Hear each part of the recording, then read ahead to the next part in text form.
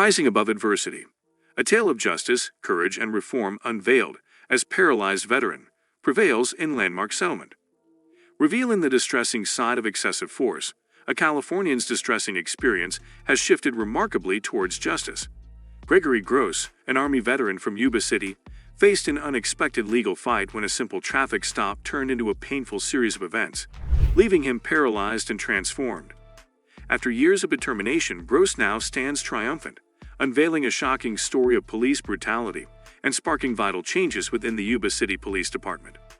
It all began in April 2020, when Gross was accused of driving under the influence and causing a small crash.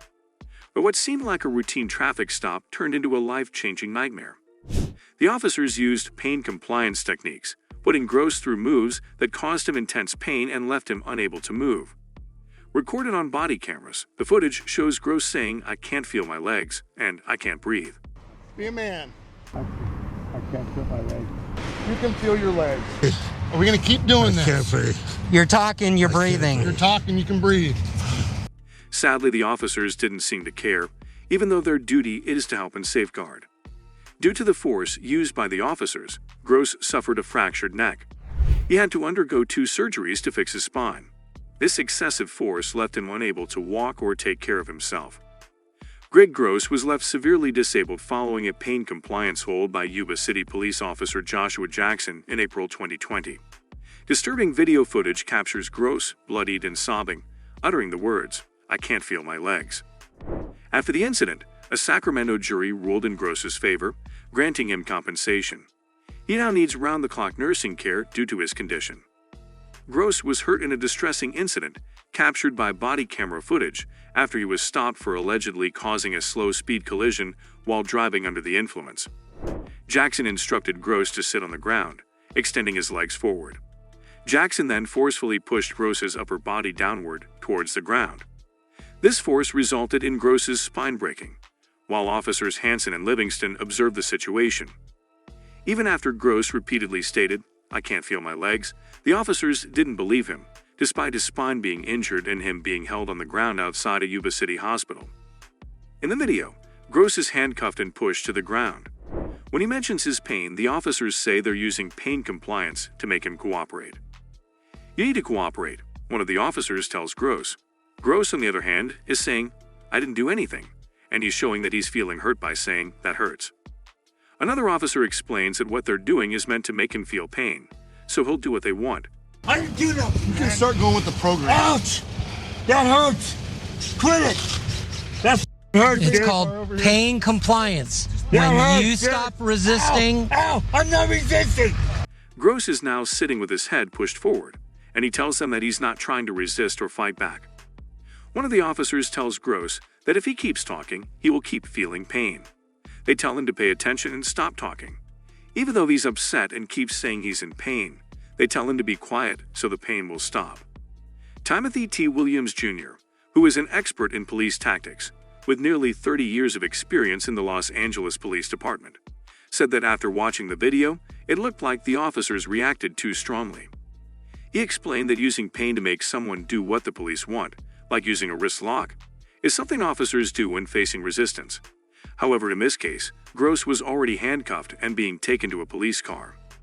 Williams said it seems like the officers thought Gross wasn't cooperating fast enough. He said that from what he saw, there was no good reason to use pain to make Gross comply. He added that there was no excuse for making him go to the ground like they did. He also had worries about the officer twisting and suddenly lifting Gross's cuffed arms. "That's not a technique I learned during my years," Williams, who served from 1974 to 2003, explained. "If not done correctly, it could dislocate his shoulder."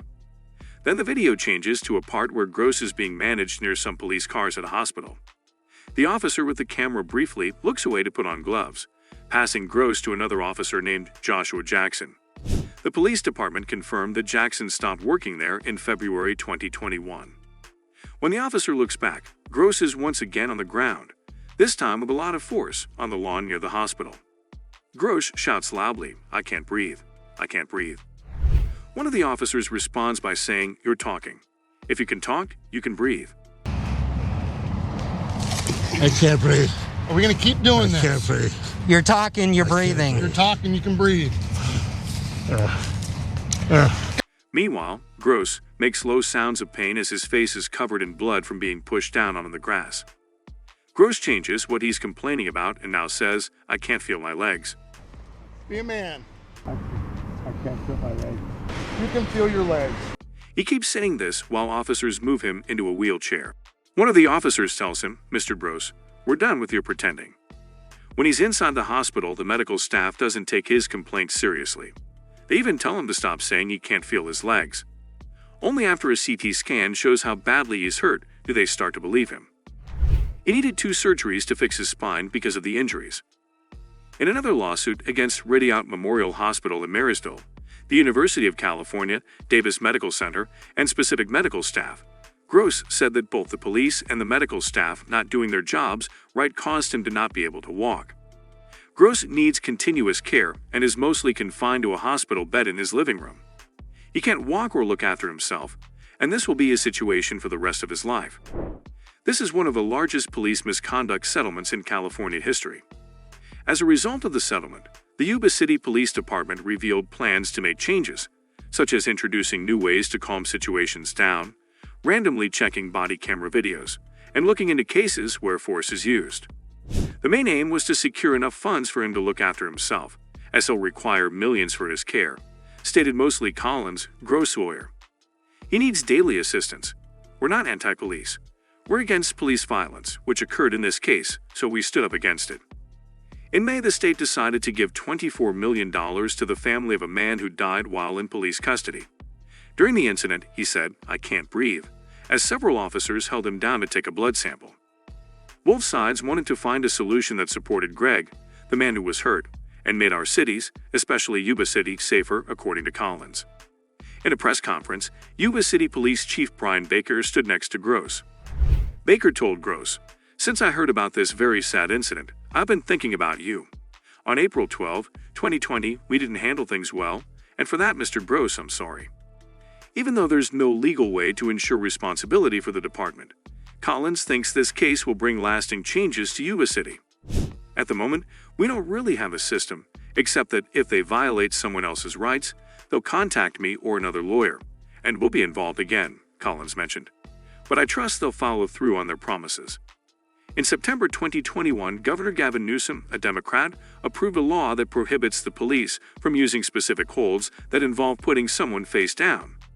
These holds have resulted in unintentional deaths before.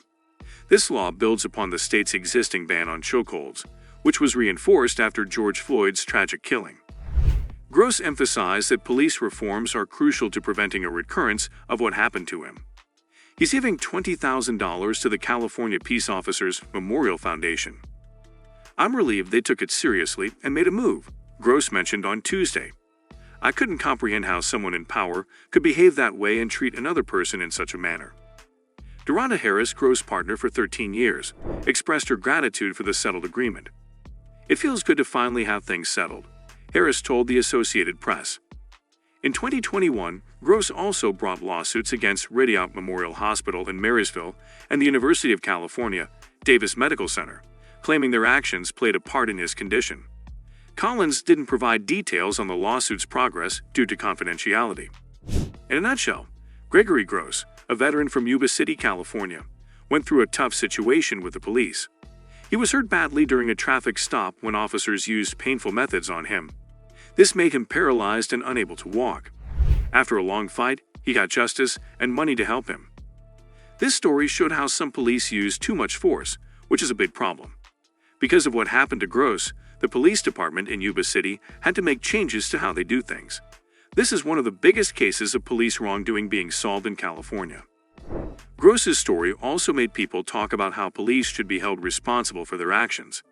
It made people realize that changes are needed to make sure everyone is treated fairly and safely by the police. Gross's fight for justice and the changes in the police department show that even when things are hard, we can make things better. His story helps us understand that everyone should be treated fairly, and that the police should be careful with how they use their power. Well, that's it for today. If you found this overview informative, please subscribe, like it, and stay tuned for more insightful content. Don't hesitate to share this video to spark discussions about legal matters. Thank you for watching.